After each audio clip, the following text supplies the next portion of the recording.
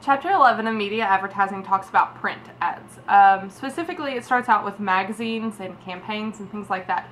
So what I wanted to do for this ad is to grab two magazines that I haven't flipped through before and show how visually the ads can pertain to that. It's important when you're doing print ads to know that a lot of times your message, your ad is only going to be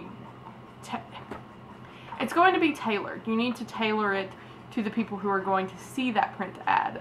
Print ads are not universal. They're not one size fits all.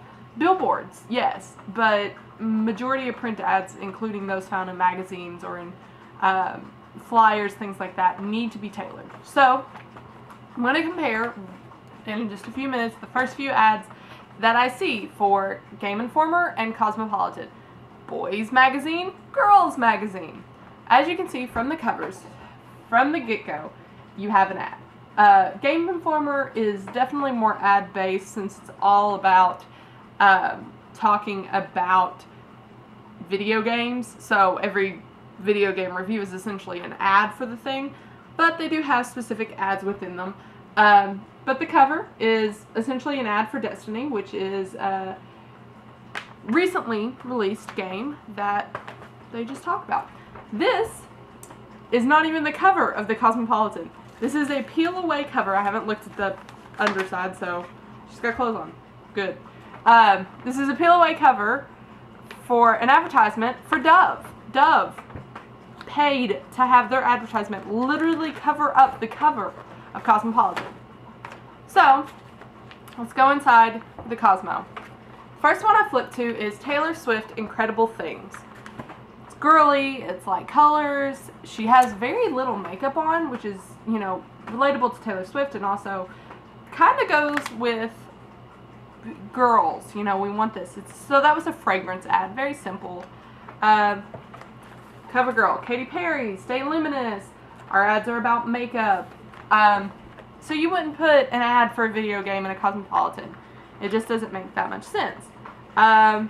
Here is an ad about hair oil, essentially, I believe. Brazilian Keratin Therapy, an exclusive blend of antioxidant-rich coconut oil, along with lush keratin proteins to strengthen and soften the hair, while avocado oil and cocoa butter smooth the cuticle for straight, strong tresses, adding brilliant glow and luminescent shine. Smooth your hair the way nature intended. This ad belongs in a girls' magazine. Girls care about long hair, tresses, things like that. We care about how it smells like. Cocoa butter and avocado and coconut oil. It's a pretty good smell, right? Let's see, what else? Let's do one more. This one is Best Bold New Hair Color. It's for Splat. I've never heard of Splat. This is a pretty visually appealing ad. Considering it's smack dab in the middle of placement in girls' ads work importantly because the fragrance ads get put in here and they always have, this nice little pull away thing. So if you can get next to one of those, your ad is going to be easier to be seen, easier to be flipped to, just on accident, like when you're flipping. Hey, here's another ad with a fragrance beside it. The Taylor Swift ad has its own fragrance. It has two. Taylor Swift got two fragrance ads side by side. Let's see. That one has a fragrance ad right beside it. So it's really important to kind of plan that in female magazines, but also, we care about hair, we care about makeup, we care about what we're looking like, what we're feeling like, things like that. Of course, Cosmopolitan in every ad or every Cosmo has a whole section dedicated to the new clothing styles. It has sections dedicated to how to wear your makeup and new things to do with your hair and just so much, and there's ads like this. And I haven't read this ad. I haven't looked at this ad, but it's visually appealing. It makes me think Estee Lauder. Oh, it's going to be so calming. Estee Lauder does makeup and fragrances, I believe. So this is about their Even Effect cream. So naturally glowing, even toned skin. This just feels like it's naturally glowing. It feels like starlight. Does that make sense? This is girly, subtly. You could not place this ad for guys, for, hey, guys need skincare. Because guys do need skincare. You can't place an ad that looks like this, that has this much of a close-up of a boy's face in a boys magazine. You have to know who you're talking to. So Game Informer, like I said, mostly it's ads for games. But on the end cap of this one has Net 10 Wireless. Net 10 Wireless isn't really that relevant anymore, but it's got a guy, and it looks like he's kind of skateboarding on a cell phone, and that kind of seems like a gamer kind of thing. And so it says, you make the rules. You make the rules. So, you know, you're not complying. Guys, like, my boyfriend tells me all the time, you can't tell me what to do. Boys don't want to have rules told to them. They want to make the rules. This makes sense for boys, especially boys in the age category of Game Informer, which is typically young males between like 15 and 25, which is a wide variety, but, you know, it's there. Full Sail University does a quarter page or a half page ad, and it talks about you can create, the power to create game art, game development, and game design. How can you go to Full Sail University and learn how to make games? That makes sense. It's a boy thing.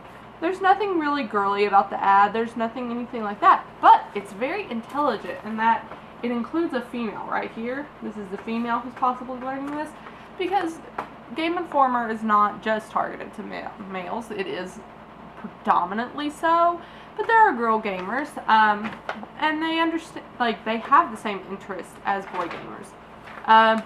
Mario Kart Super 3D World. This is not an ad with a review directly on it. It is an ad simply for the game. And you know, it's really smart in that it has a little bit of the review here. It's got a 96 out of 100. Scoring system. It talks about the awards that it's, you know, going to receive, things like that. Intelligent, right? And it's all about knowing what you can say in an ad that is going to make sense for that person. Opening side on this side. Again, there's not many paid for ads because this is all Game Informer is ads. But it talks about wireless sets and headphones. Specifically, this top one is going for football, as in soccer. And it says official wired controller. So this is the controller that you need to get. Like, it is reminiscent of soccer, and, you know, it's really cool, and it's very simple. It doesn't have to sell itself to you. I think that's the thing with a lot of these, is it really can just say official controller, buy me. Battlefield 4 relates to a very, very popular gaming system.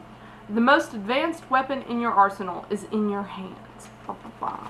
So it's got a little bit of the features down here at the bottom. But again, very simplistic, very straightforward for that. So it's all about the performance on these. Afterglow headphones on the opposite side.